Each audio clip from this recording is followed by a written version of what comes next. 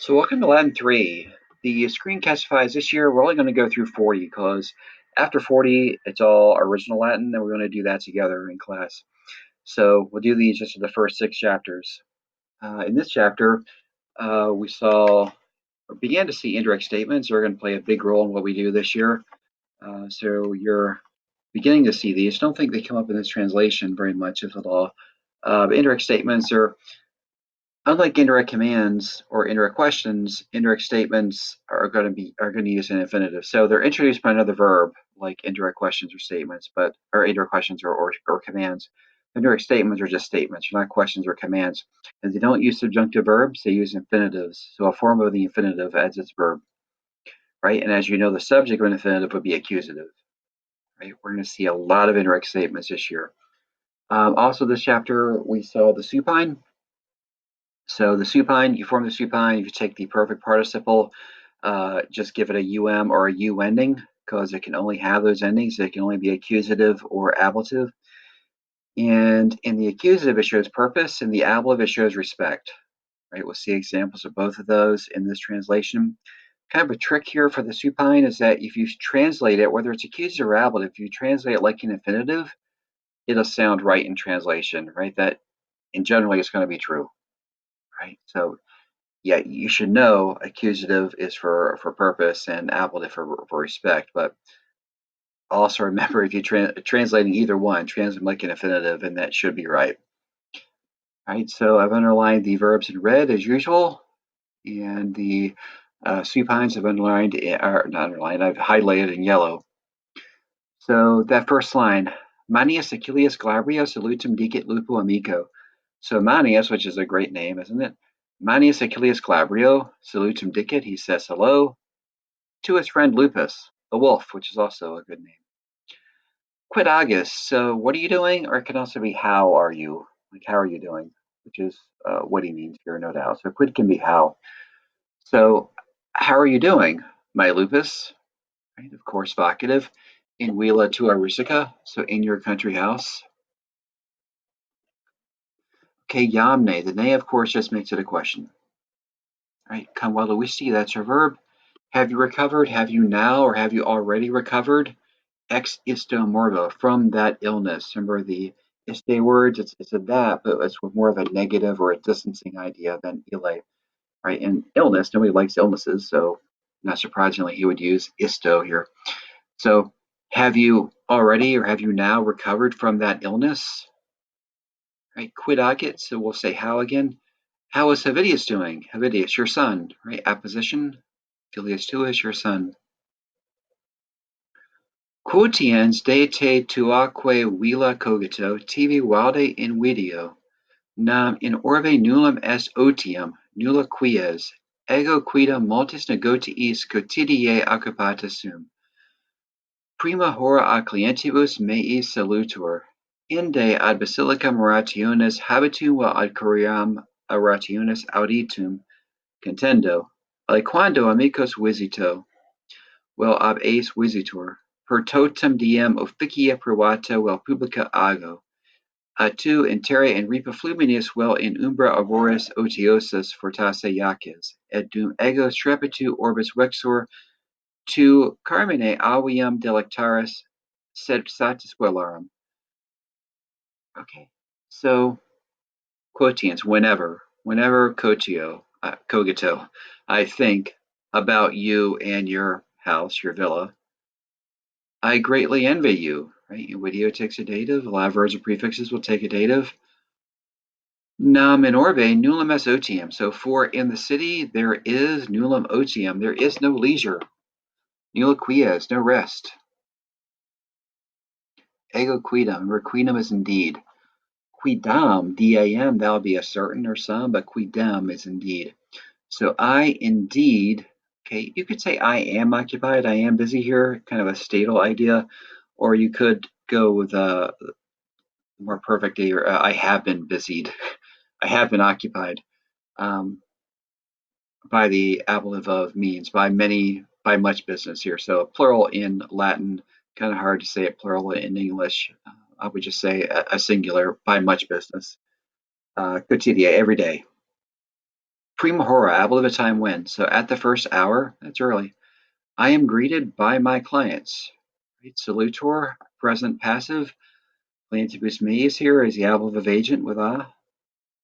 Inde. Then what? Contendo, I hurry. So go to the verb, get the verb first. Then I hurry. Okay, we have two odds here, right? So I hurry ad basilicam to the law court, orationis habitum. Right, so habitum here looks like a perfect passive participle, but if it were that, what would it be modifying? Okay, you can't go with basilicom, that's feminine. Right, so it's actually a supine. Right, so translate like affinitive. To have speeches, better in English, to translate as to give speeches. Right. So I hurry to the courthouse to give speeches, or to the Senate House, auditum, another supine, notice some nice parallelism here, or to the Senate House, the Coria, to listen to speeches. Aliquando. Sometimes I visit friends, or I am visited by them. Right, ace, the ablative plural from the id chart, ablative evasion here. Per totum diem officia privata vel publica ago. So per totum diem through the whole day, ago I do private or public duties. Right, officia. Tu interia, but you meanwhile, right, do what? Yaques. Right, that's your verb. Right? Get the verb first. Things start to fall into place. So, but you meanwhile lie, as in lay down, right? Lie in ripa fluminis on the shore or bank of the river, or in the shadow of a tree at leisure, right? So proteosis goes of to, right? Fortasse perhaps. So, but you, meanwhile, lie at leisure, perhaps, on the bank of the river or in the shadow of a tree. And while I, vector aminoid, passive, by the ablative means here, by the commotion, noise of the city, you are pleased or delighted by the song of birds. Right? So he's delighted by the song of birds. So these birds don't do rap, right? They do good songs. Said and but enough of complaints. A partitive genitive of the whole, right? Enough of something, enough of complaints. All right. And he proceeds to nearly get himself in trouble. Imperator Domitianus triumphum here de Germanis eget. Pompa per totum orbem progressa est, quam alii mirabili dictu spectaculum splendissimum vocabant. Imperator noster inquient patra veris patriae, gentes barbara jam superavit.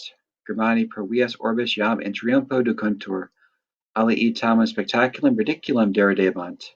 Ili qui per vias ducuntur susurrabant, paucocam Germani sunt, sed servi ex provincia Hispania arcesiti, et vesti Germana induti, en splendidus imperator qui paucis homunculus victis, se dignum triumpho putat. Okay, the emperor Domitian. All right, so he did a triumph. So agate, right? E-G, this is the perfect of ago, A-G. That's a good one to remember because it's kind of hard to look up in the dictionary. Because if you look it up in the dictionary, you'll be looking under the E's, but well, some dictionaries will give you A and say see ago, but if it doesn't, you're not going to find it because the verb is, the first principal part is ago, A-G-O. So ago, agere, agi, actus. All right, so he did a triumph. He celebrated a triumph. Is probably what we would say in English, right? He celebrated a triumph. Harry yesterday, de Germanis, about the Germans. Again, with triumph over the Germans, probably the best way to take that. A triumph, you remember, is a big parade that a triumphant general or now emperor has for military victories. Okay, so Pompa per totum orbem progressa est. The verb is progressa est, an opponent, so proceeded. So the parade proceeded through the whole city. Okay. Quam alii mirabili dictu spectaculum splendidissimum vocabant. Okay, so which, referring to the pampa, apparently here. Right, just contextually, that's the only thing that's going to make sense. Which some remarkable to say, right? Supine here, respect. So remarkable and what respect to say? Remarkable to say, we're calling a most splendid show. Our emperor, they say, a true father of the country, has overcome the barbarian tribes, right? The barbarian races, peoples, nations, tribes. But with barbarians, we'll say tribes for gentas, right? Remember, it can also be family too, but here it's tribes. Okay, so barbarous here, of course, an adjective modifying gentas. So a true father of his country, Pater Patriae, has overcome the barbarian tribes. Germani pervias orbis jam in triumpho docentur. So Germans are led through the streets of the city now in triumph, right, in the triumph. Others, however, were mocking the ridiculous show. Dangerous thing to say.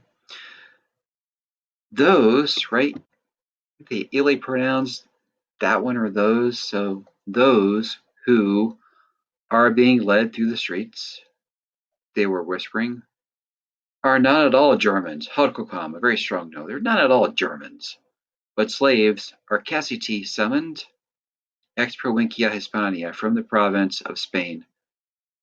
Right, so we have our nominative servi, but if you look ahead, there's another nominative here. It's a perfect passive participle, so it's modifying servi. Slaves summoned ex provincia Hispania from the province of Spain, or Hispania, we could just say, and clothed how the ablative in German clothing, Germana Veste.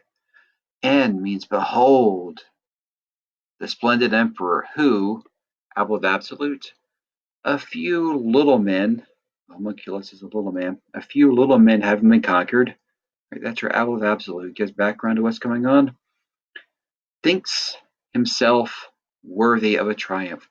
The adjective dignus takes the ablative. So what you're worthy of would go into the ablative. So digno triumpho. Triumpho is ablative. Okay. So here the one guy is sitting under the tree. And here this guy is, remembering he forgot to have his V8. Slapping himself in the head. Oh my gosh. All right. Literae quotidiae a Britannia expectantur, ubi agricula bellum contra Caledonias gerit. Caledonii creduntur ferocissimi omnium Britannorum esse. Deriviles visu audituque, de Caledonia ipsa omnino incurta sum mi lupe, utrum pars est Britanniae on insula subjuncta. Okay, so literae expectantur, so letters are expected every day from Britain. Where, right? Just mention a place, so ubi is probably where. Remember, it can also be when, but here where is going to work better. Where Agricula wages war, Garrett Bellum, against the Caledonians. The Caledonians, credentur, are believed essay to be. See how the infinitive falls into place there? The Caledonians are believed to be what? Vercissimi omnia Britannorum, the most fierce of all the Britons. Vercissimi, superlative, right, in the parative genitive, of all the Britons. Terrible to see and to hear. So terrible in what respect? These are supines, right? Ablative supines show respect. So in what respect are they terrible? To see and to hear. So I'm translating them as infinitives, right? Because that works. Terrible to see and to hear. About Caledonia itself, I am completely uncertain. My lupus, whether it is part Britanniae, part of Britain, or, right, utrum on, whether or an insula subjuncta, a separated island. Separate, you can say. All right. Ad concilium imperatoris ad esse saepe ubior. Invitus pario, quotiens enum sententiam meam ad Domitiano rogor, difficula est mihi respondere, torpe videtur mentire periculosum vera loqui. Nuper ego et alii senatores imperatore consulti sumus de poena ilarum virginam vestalium quae incestitum natae erant. Supplicium ultimum eis decrevimus, magnum erat eam scalus, emerita poena. Cogita impudentiam Domitiani, virginis eam enum ab incestum servere punit, ipse vitam imperissimam vivit. So the verb ubi, or I am ordered to do something, adesse, to be present. I am ordered to be present, saipe, often. Present at what, right? The preposition continues the idea of the prefix. To be present at the council of the emperor. Concilium obviously is a word of different meanings, right? Here's the council of the emperor. Unwillingly I obey. Right? Pario, good verb to remember. It's not paro, prepare. Pario, obey. For, enum, the postpositive. Whenever I am asked my opinion by Domitian, ablative agent. It is the adjective for the dative to do the infinitive. You know this. It is difficult for me to respond. Videator, right? The passive of video. So it is seen. Usually, it's going to be best to translate that as seem, S-E-E-M. And this would be no exception. So it seems shameful, mentire, to lie, right? A deponent infinitive. It looks passive. Dangerous, loqui vera, to say the truth. So loqui, another deponent infinitive from loquor, right? So loqui, to speak. It is third conjugation. You recall for a regular verb, the infinitive of third conjugation would be ere, but then it's infinitive, you would drop the whole ere, replace it with an I. So a third conjugation deponent, its infinitive would just have the I because it's going to look like a passive one, right? So that's what a third conjugation deponent infinitive is going to look like. The ending is just an I. So loqui, to speak the truth, two things. Recently, I and the other senators, consulti summus, perfect passive, were consulted by the emperor about the punishment of those Vestal virgins. So this is genitive plural. So of those Vestal virgins, right? The priestesses of Vesta have to keep the fire going and also not do what happens here. Who had been condemned, right? Pluperfect passive, the participle plus the form of was, had been condemned for inchastity. You can't do that. We decreed, we sentenced, we decreed the ultimate punishment for them, that is the death penalty. So Aerum Scalus, their crime was magnum great, and poena merita, and the punishment was deserved. At cogita, but think, an imperative here. Think of the impotence of Domitian, right? The shamelessness of Domitian for the verb. He punishes virgins severely, strictly, harshly because of inchastity. He himself, ipse, right? The intensifier, he himself lives a most impure life. Probably shouldn't be writing these things about Domitian. Letters can fall into the wrong hands, right? They can be read by the wrong eyes. Oh, he just realized that. I shouldn't have written that. Why did I write that? I can't believe he wrote that. I've been dead for 20 years. Kind of stuff there. All right, so that is ex orbe, the beginning of Latin 3. Right? Only one more chapter, only one more chapter, only one more translation of this chapter. So halfway through the first chapter of Latin 3, the end of the Cambridge Latin course material. So until next time.